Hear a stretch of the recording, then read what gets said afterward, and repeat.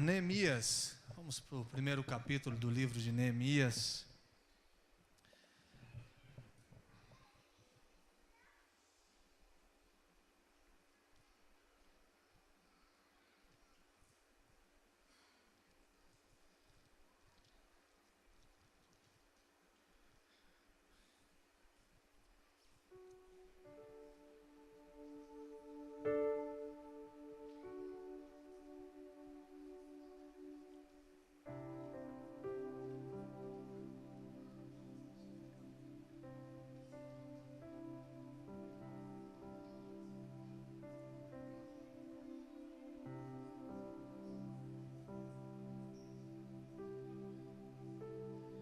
Primeiro capítulo do livro de Neemias, primeiro verso.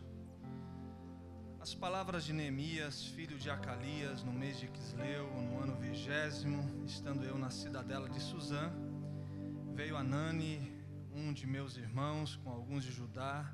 Então lhes perguntei pelos judeus que escaparam e que não foram levados para o exílio acerca de Jerusalém. Disseram-me, os restantes que não foram levados para o exílio se acham lá na província. Estão em grande miséria e desprezo, e os muros de Jerusalém estão derribados, e as suas portas queimadas. Tendo eu ouvido estas palavras, assentei-me, chorei e lamentei por alguns dias. Estive jejuando e orando perante o Deus dos céus, e disse, Senhor, Deus dos céus, Deus grande e temível, que guardas a aliança e a misericórdia para com aqueles que te amam e guardam os teus mandamentos.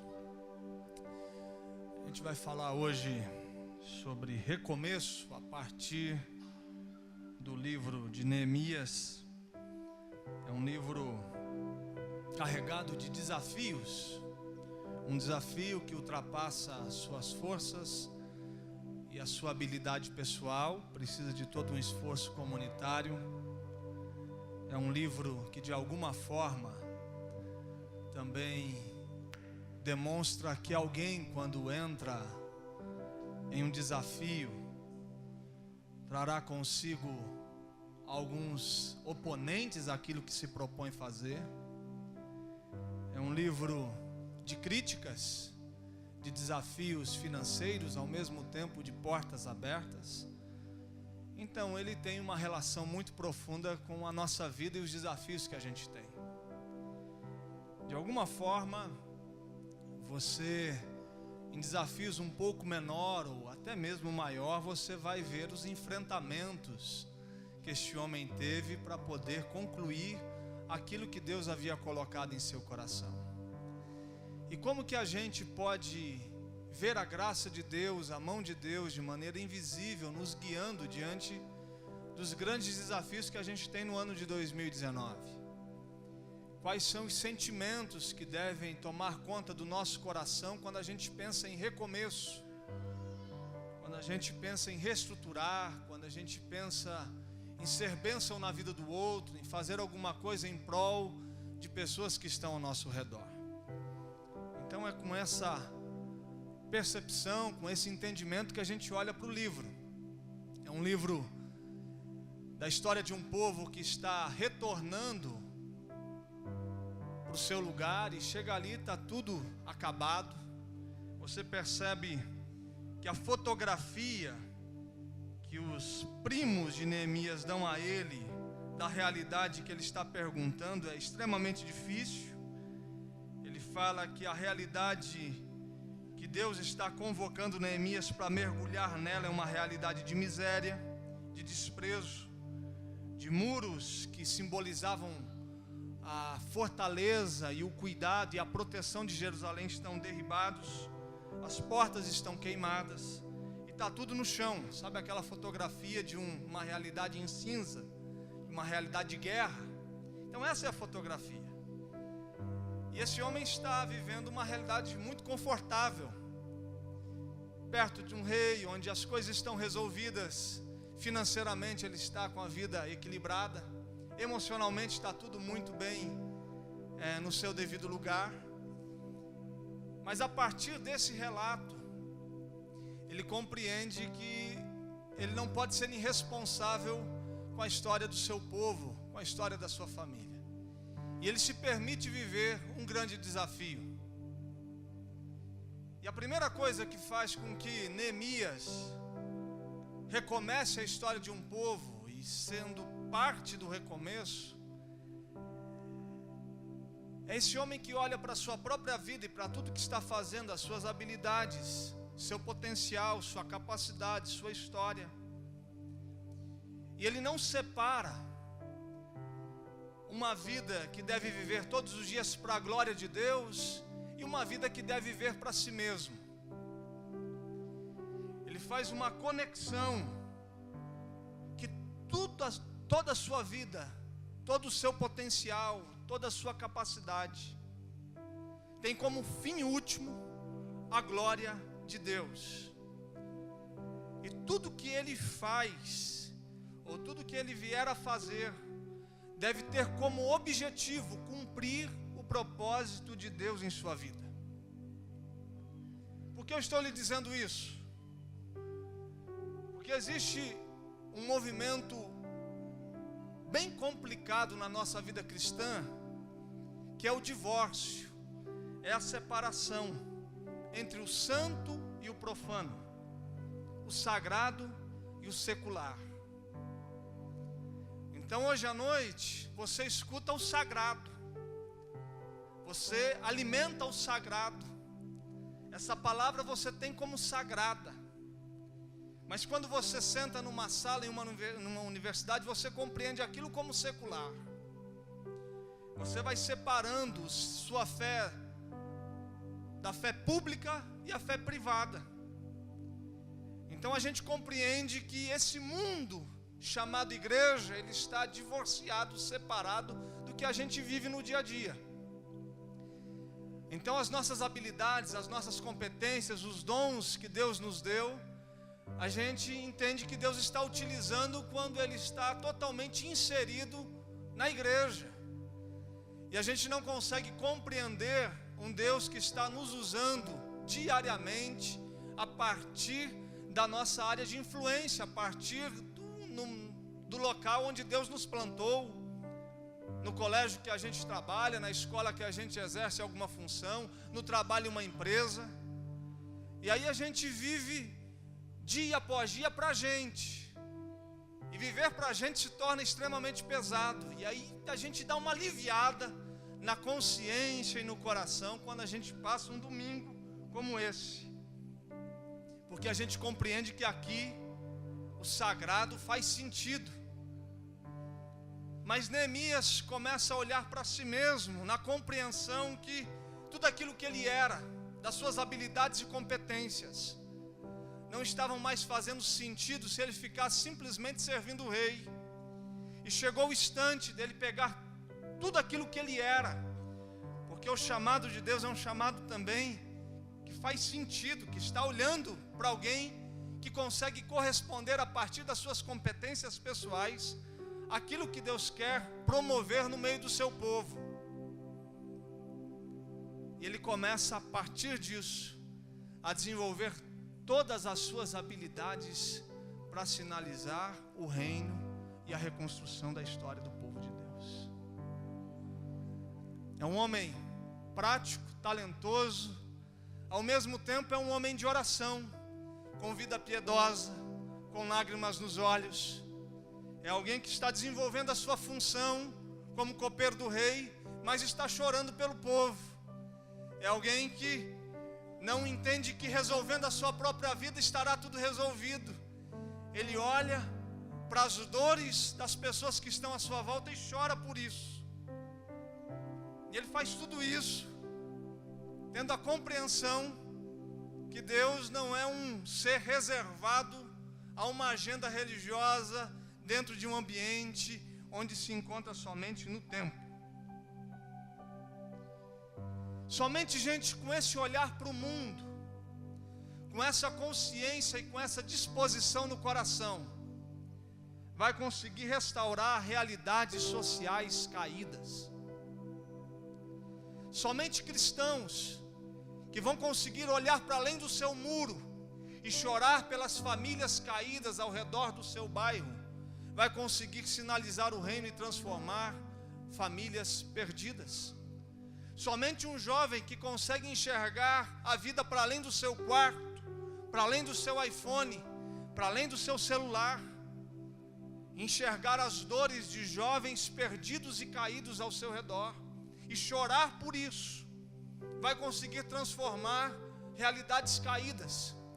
Somente uma igreja que consegue enxergar a realidade de uma cidade caída para além do seu culto, para além do seu templo e para além do domingo à noite, uma celebração como essa, mas que consegue enxergar e olhar para a esquina da cidade e chorar por ela, vai conseguir transformar o seu mundo. O problema é que essa fé tem como finalidade última salvar a si mesmo. Essa fé que tem como finalidade última salvar a si, sua própria vida, sua própria história. E não são pessoas que estão tendo uma consciência de salvação, de transformação. Neemias escuta, chora e se responsabiliza pela dor do seu povo, pela dor da esquina, da rua, de portas queimadas, de desabrigados, de muros no chão. A segunda coisa é ser essa pessoa que se importa com o mundo ao seu redor. Olha só o verso 2. Ele pergunta pelos outros. O que é se importar com o mundo ao meu redor, pastor? É perguntar pelos outros.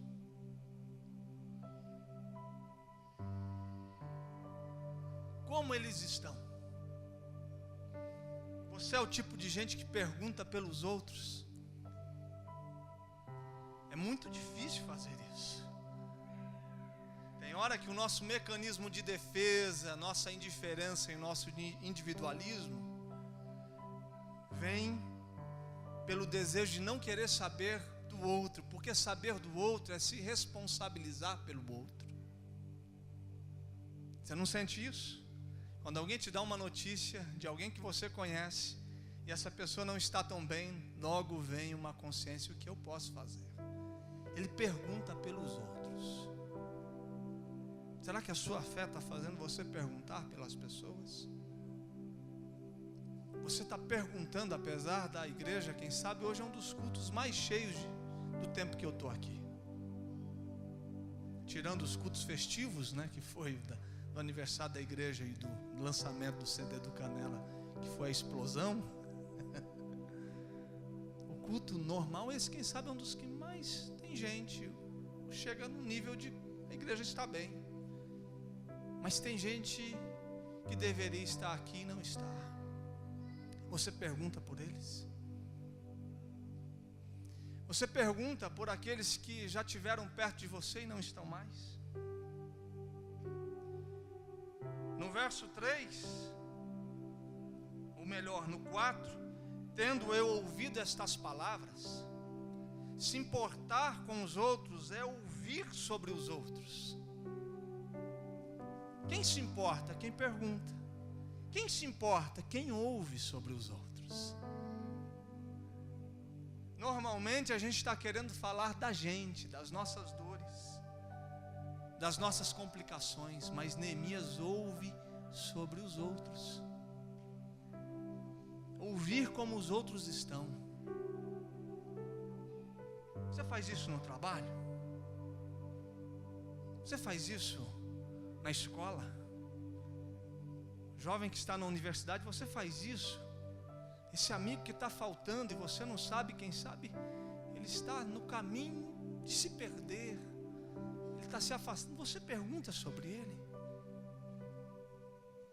Você manda algum recado para alguém durante a semana, dizendo: e aí, como você está? Isso não é da nossa cultura. Eu tenho o privilégio de mensalmente me encontrar com um americano via Skype, um senhorzinho de quase 80 anos. É um presente que Deus me deu na minha jornada. Eu conheço desde 2009. Ele é um presente de Deus na minha vida, é um conselheiro. E Ele que provoca sempre o encontro, é Ele que me chama, que quer falar comigo. E eu fico admirado com a capacidade que Ele tem de se importar. E por que eu percebo que Ele se importa? Porque Ele pergunta como eu estou e Ele me ouve. Pai, você está perguntando para o seu filho como ele está? Você está ouvindo o seu filho? Mãe, você está perguntando como o seu filho está? Você está ouvindo?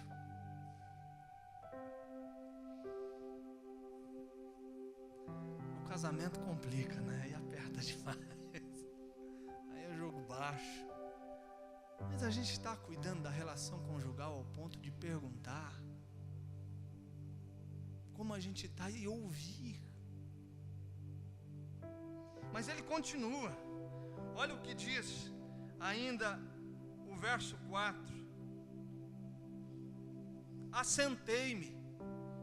Ele muda a rotina pelos outros. Ele pergunta, ele ouve e ele muda a rotina. Essa sensação de alguém que faz alguma coisa a partir do que ouviu. Senta. Muda a sua forma de viver pelo outro, por causa do outro. Como está? Escutei e sentei. A gente está abrindo mão da nossa agenda, das nossas demandas pessoais, das nossas preocupações, para sentar por alguém, de refletir sobre a vida do outro, para refletir sobre a vida de alguém. A gente está sentando para pensar, para refletir. Um filho está mudando a sua agenda, você está sentando pelo seu filho. Eu estou pensando nas relações mais afetivas possíveis, para que o nosso grau de culpa não seja tão grande. A gente está sentando pelo casamento, a gente está sentando nessa relação paterna, materna, a gente está sentando para pensar na igreja. Essa igreja está te fazendo sentar, refletir. Você pensa sobre ela, você pensa nas pessoas. Agora tem mais. Diz que, e chorei. Ele chora pelos outros. Se importar é isso. Se importar faz a gente derramar lágrimas. Ele pergunta, ele escuta, ele muda a rotina e ele chora. Ele chora porque os outros não estão bem. Ele chora porque os outros estão sofrendo. Ele chora, a sua vida está resolvida. Ele é um funcionário público. Está tudo certo, mas ele tem essa consciência que não é uma vida resolvida que resolve o mundo. Tem gente ao meu redor, tem gente sofrendo e eu choro. Essa igreja que tem lágrimas nos olhos. Essa igreja que quando se prostra ela chora por si não, ela chora pelos outros. Homens e mulheres que choram por si não, choram pelos outros. Líderes que choram por si não, choram pelos outros.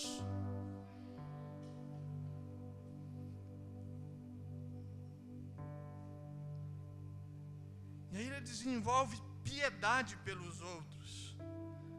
Lamentei por alguns dias, e estive jejuando e orando perante o Deus dos céus. Desenvolve vida piedosa pelos outros. Em um mundo onde a marca cristã, ou a marca melhor, das pessoas tem sido o individualismo, a marca cristã deve ser outra.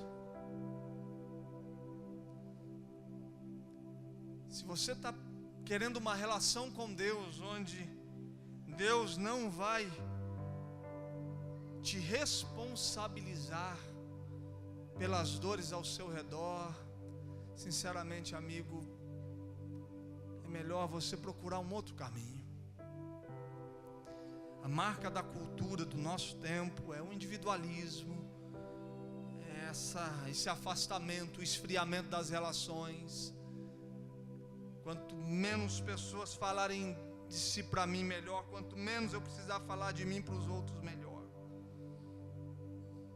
Mas aqui está um homem que recomeça a história de um povo e a sua própria história a partir de um movimento carregado de compaixão, de generosidade, de agenda aberta, de ouvidos abertos, de olhos carregados de lágrima, de uma agenda que permite reflexão sobre as dores e as angústias das pessoas que estão ao nosso redor.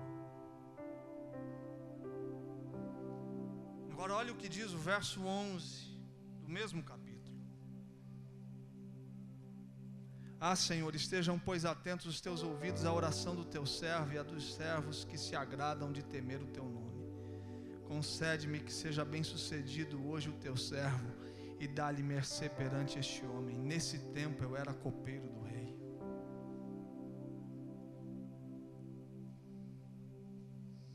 A vida cristã é um chamado ao desconforto.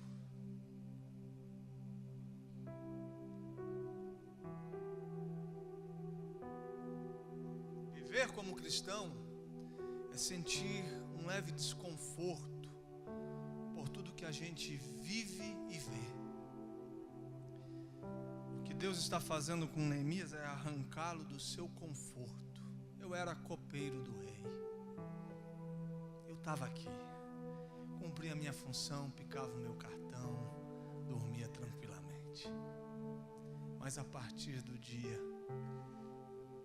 que eu comecei a me importar com os outros, um desconforto responsável caiu sobre a minha consciência. Essa é a igreja. A igreja é a comunidade dos desconfortáveis, de gente que está dizendo que as pessoas não precisam viver com a dor, com a angústia, com a aflição e demonizadas do jeito que estão vivendo, e porque elas não podem viver assim, eu vou para cima deles, com a palavra do Evangelho, com o poder do Evangelho. Eu vou salgando o mundo, iluminando a terra, porque um desconforto abençoador, gracioso, maravilhoso tomou conta do coração do seu povo, da sua igreja, de homens e mulheres. Por que a gente faz isso? Porque a gente está desconfortável. Porque homens e mulheres desconfortavelmente ensinam semana após semana as nossas crianças nessas salas, abrindo mão de sentar aqui, ficar no ar-condicionado e ir para casa, estão dedicando a sua vida, porque elas estão desconfortáveis com aquilo que estão dizendo as nossas crianças, e por causa disso elas estão se entregando. Porque homens e mulheres abrem mão do seu conforto pela manhã e vêm aqui ensaiar para que à noite tenha uma canção bela aos ouvidos, porque eles estão desconfortáveis com as músicas que não expressam a glória de Deus, que semanalmente cai nos ouvidos, e eles querem dizer para a gente o que é adoração. Mas a gente não se conforma mais em viver no conforto a partir daquilo que a gente ouviu, daquilo que a gente viu, do choro que chegou, da reflexão que brotou. A partir disso a gente diz que a gente tem que viver diferente. Recomece a sua vida desconfortável, mas esse desconforto gracioso, sabe, que enche a gente de esperança, que faz a gente ter grandes sonhos, grandes desafios, que a gente diz: nós não estamos aqui como um gatinho de madame, de apartamento, que não sabe de onde veio, o que está fazendo e para onde vai. A gente está aqui para fazer alguma coisa na vida do outro, na vida de alguém, e à medida que a gente vai fazendo, a gente vai sendo abençoado.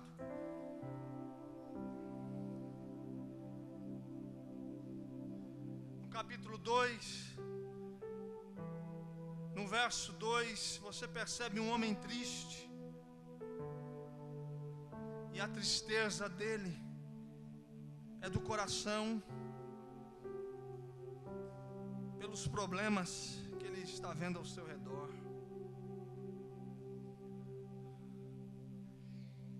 A gente não consegue mais viver com a constatação de um mundo caído e ser feliz.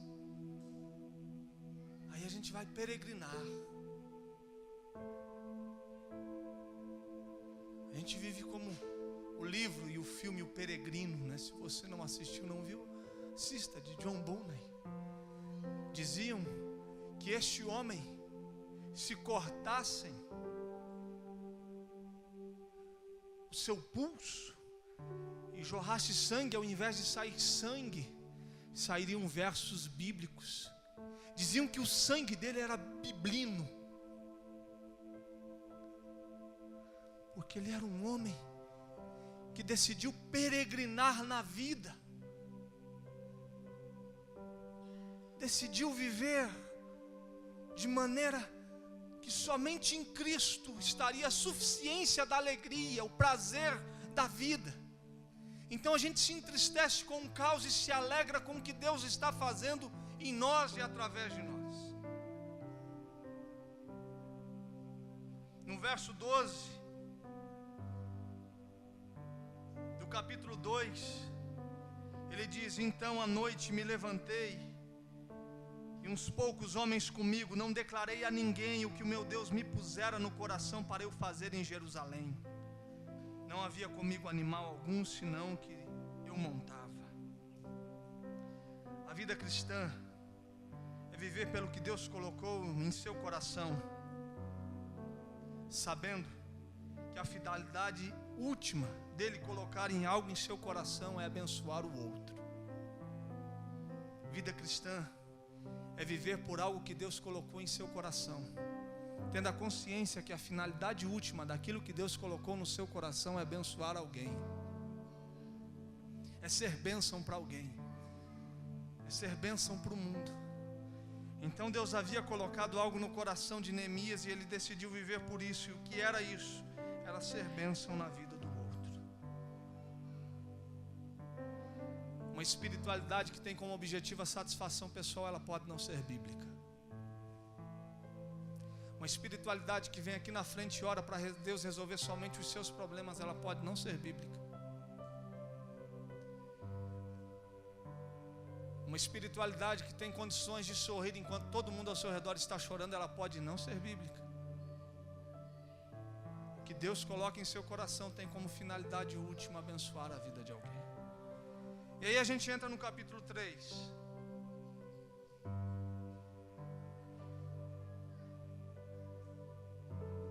Capítulo 3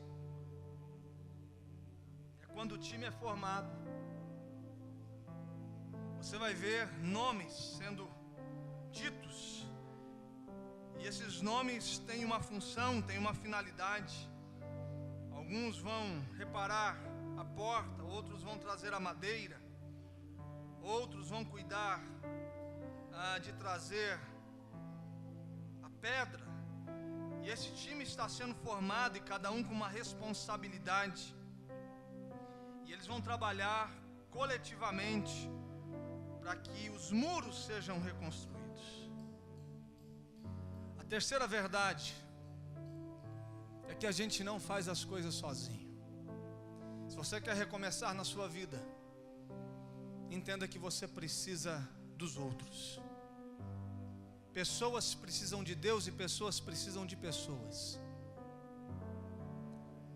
O reino de Deus é um reino que acontece a partir da coletividade. Você vai ver o tempo todo as palavras bíblicas de Deus ao seu povo, nunca é uma palavra no singular. Deus o tempo todo está falando para a comunidade. Deus está falando de forma coletiva. Deus está falando para um povo. Vós sois o sal da terra, vós sois a luz do mundo. Ele não está dizendo que você sozinho é responsável por realizar as coisas. Ele te chamou e te lançou para uma comunidade, onde depender das pessoas é uma maneira de reconhecer o valor do outro na vida, é uma maneira de humilhar a gente, é uma maneira da gente também entender que a gente não consegue fazer tudo sozinho, é uma maneira da gente reconhecer a nossa limitação, é uma maneira da gente derramar sobre o outro a riqueza que Deus colocou na nossa vida. Neemias tem uma palavra de Deus ao seu coração, mas a execução dessa palavra seria somente possível a partir de uma comunidade, de relações de cooperação. E aí a minha pergunta para você no ano de 2019 é: quem você vai ajudar? Quem vai te ajudar? Quem você vai aconselhar? Quem vai te aconselhar? Quem vai estar ao seu lado? Ao lado de quem você vai estar? Quem Deus colocou ao seu lado para fazer com que a palavra de Deus no seu coração se torne uma realidade? Quais são os nomes das pessoas que Deus colocou ao seu redor para que com elas, por meio delas, junto delas, você possa experimentar a boa, perfeita vontade de Deus para a sua vida? Quem vai trabalhar com você em 2019 para que a sua vida seja melhor? Para que o seu casamento seja melhor? Para que a sua vida familiar seja melhor? Para que a sua vida profissional seja melhor? Quem você vai ajudar? E quem vai te ajudar? Quem vai facilitar as coisas e a vida de quem você vai facilitar? Ao mesmo tempo que eu olho para o outro, e duas coisas eu preciso ter em relação ao outro. A primeira é não ser pesado para ninguém, e a segunda é não culpar o outro pelo meu fracasso. Eu preciso dos outros, os outros se tornam fundamentais, mas eu nunca culpo alguém porque fracassei. E eu também nunca sou pesado demais a alguém. E da mesma forma eu olho para o outro, não deixando com que ele seja pesado demais, e também não sendo responsável pelo sucesso e fracasso, compreendendo apenas como um facilitador das coisas na sua vida. Uma palavra em Provérbios que diz que, estando nas suas mãos o poder de fazer o bem, você não pode se deter em fazê-lo. Você tem que decidir por isso. E a última verdade está no capítulo 4, quando os adversários ficam sabendo da reconstrução, e eles ficam apavorados porque a coisa está tão acelerada, e eles estão dizendo que em um tempo muito rápido as coisas chegarão ao seu fim. E aí Neemias, vendo os adversários vindo contra, ele toma uma posição de enfrentá-los, mas enfrentá-los com sabedoria. E a quarta verdade que eu gostaria de dizer a você, baseado no livro, num processo de recomeçar: coloque seu tempo, sua energia, seus recursos em algo que faça sentido e tenha relação com o propósito de Deus na sua vida. Coloque o seu tempo, sua energia e os seus recursos em algo que faça sentido com o propósito de Deus na sua vida.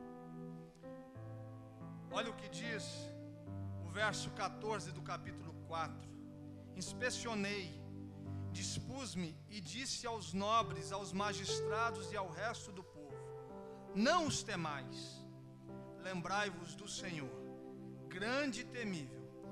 Por quem estes homens deveriam lutar? Olhe só. Pelejai pelos vossos irmãos, vossos filhos, vossas filhas, vossa mulher e vossa casa. Lute pela sua família. Lute pelos seus filhos. Lute pela sua casa. Gaste o seu tempo, sua energia e os seus recursos na preservação da sua casa. Lute pelo seu casamento. É por isso que esses homens deveriam lutar.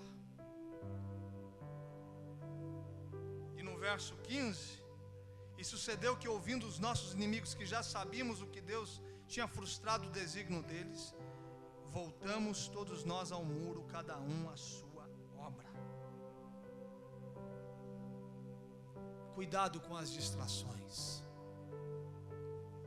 Cuidado com os ladrões do seu tempo, do seu recurso, da sua energia. Cuidado em gastar suas horas, a coisa mais preciosa que você tem, que é o seu tempo e a sua energia, com aquilo que não vale a pena lutar. Nós somos uma geração de distraídos. Nós estamos viciados na distração. O mundo virtual nos arrancou e a gente vive um mundo distraído. E vem os nossos adversários na nossa distração e consegue destruir o desígnio de Deus para as nossas vidas. Lute pela sua casa. Lute pelo seu futuro. Lute por aquilo que Deus colocou em seu coração. Lute pelas certezas que Deus colocou no seu coração. Cuidado em não ser roubado no seu tempo, na sua energia e nos seus recursos. Cuidado para colocar a sua agenda em realidades que não têm a ver com o propósito e com o desígnio de Deus. Cuidado com as críticas dos adversários. As críticas têm o poder de paralisar. Eu quero terminar lhe dando 4 conselhos sobre a crítica. Sobre os adversários que criticam você, que tentam paralisar. Primeiro, não jogue fora toda a crítica. Nela pode ter uma disciplina de Deus para a sua vida. Nela pode ter um conselho divino. Segundo, não aceite a totalidade da crítica. Nem tudo que falam é verdade, mas alguma coisa pode ser verdade. Terceiro, não durma com a crítica. Resolva essa crítica antes do sol se pôr. Jogue fora. Remove da sua vida, do dia de amanhã, aquilo que você ouviu. E compreenda que a crítica pode conduzir você de volta a Deus. Quando eu fazia isso, eu me lembrei de um fato em 2017, onde eu estava diante de uma realidade de um homem que estava vendo o seu casamento se acabar e de algumas pessoas que tinham sido feridas por aquilo que ele havia feito. Isso era uma reunião, era por volta das 11 horas. Existiam umas 15 pessoas com uma fúria muito grande no seu coração contra essa pessoa. A esposa dele estava ali, ele estava ao meu lado, buscando que eu o ajudasse. E essas pessoas disseram muitas coisas indevidas, ofenderam de maneira desrespeitosa, antibíblica.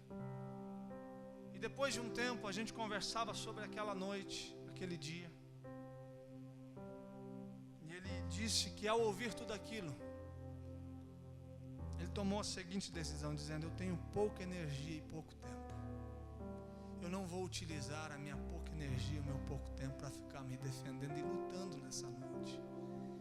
Eu tenho pouca energia e pouco tempo e eu vou canalizar na reconstrução do meu casamento.